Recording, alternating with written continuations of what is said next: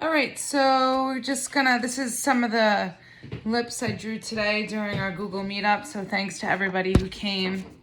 I'm gonna go through it a little bit step by step so that for those of you who had a hard time understanding the handout, this is how it works. We're always starting with a straight drop line and a small cross line in the middle. And then what's going to happen is we are going to create a circle that is equal distance on both sides. So here and here. You don't want a lopsided circle. You don't want to end up with something that's like that, okay? So once you have this circle, that's going to be the starting point for our lips. We want to create an oval that is going to be about the same height as this circle on either side. But notice it's at a little bit of an angle. And again, you want to try and get these to be the same size. And you can kind of measure if you're really worried about it. And this is about the same size. If it's a little bit off, that's okay. You could always make adjustments. So these aren't too flat. You notice that they create these two little triangle areas here. And then this is going to create the top part of our lip. And then the bottom part, notice I'm using a yellow number 2 pencil. You can see it hopefully there. And that's all I'm going to use to shade my lips. That's all I used to shade my lips on the other page as well. You can get a really broad variety of shading even with just one pencil, depending on how much pressure you're putting on the pencil. Okay, so notice my ovals on the bottom kind of sit nicely inside here, inside the two ovals I created, and they make, they almost create like a V shape on either side, okay, or like a greater than, less than symbol. So this is the basis of our shape. The next thing that we're going to do is we're going to create what I like to call a little halo here. And then you can use your eraser to erase that point. And that's going to be what's going to be the shape of our lip on the top. You see that? Once I trace over it, I can smooth it out. And then I want to just lightly trace over the outline of the shape that I created with my ovals here. So here and there. And I'm going to do the same thing on the inside. And I am going to emphasize the bottom of that circle that I created in the middle. That's going to be where our bottom lip and our top lip meet. And then I'm going to come out to the corner. And then I'm going to do the same thing on the bottom. And that's going to give us a pretty nice shape to start with our lips. All right. Everything else from this point forward is all shading. So you might want to get rid of this straight line here. And I like to have a nice eraser. This eraser's got like glue on it or something. So it's probably not my favorite eraser to use, but I forgot to grab my bigger eraser before I sat down here. And I know, and you know, that there are lips when they're come together, that's going to be the darkest part. So I'm going to shade right where the lips meet, where those triangles formed, kind of in the darkest area. Now, this is just going to give you a basic outline for lips. Whenever you're drawing your own lips or somebody else's lips in particular, you really have to look at the shape of their lips. Some people have really full lips on the bottom, in which case this comes out more. Some people have really, really like no top lip.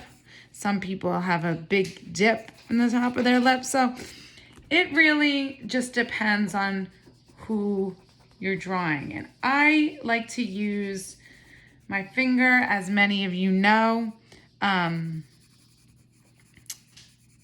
I don't have any tortillas at home, but today when we were on our meet, it looked like 3 or 4 people had accidentally borrowed some from my classroom and still had them, which I was happy to see. I'm actually gonna get up and grab a better eraser so I can show you a little bit more of my shading. I'm gonna use all of the pencil that I have on my finger to use some shading too. So let me just grab my eraser real quick.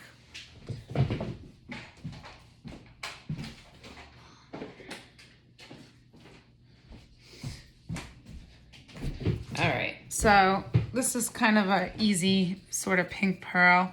I also mentioned today at our meetup, like I like to layer my shading by using cross hatching, and you notice I kind of do that especially on the bottom here, and then I blend it in with my finger, and then once I go in with a nice eraser, look at that, I can get a nice highlight in some parts of my lip. We know that the center of the bottom of the lip is really full.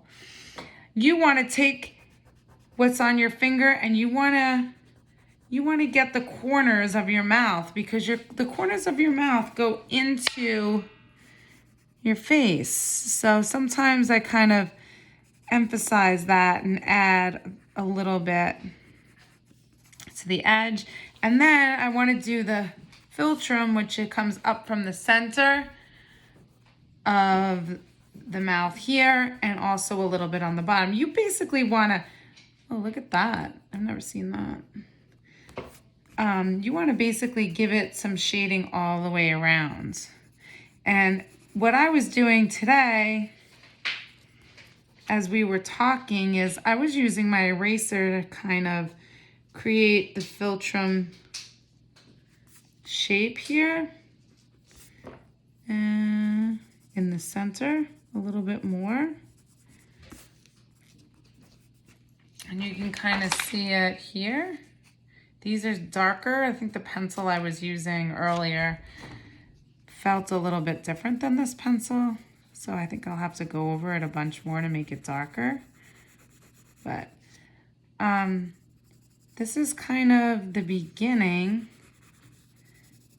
of where I want you to be. And this is really basic. Depending on your lighting, you want to look at how the top lip falls.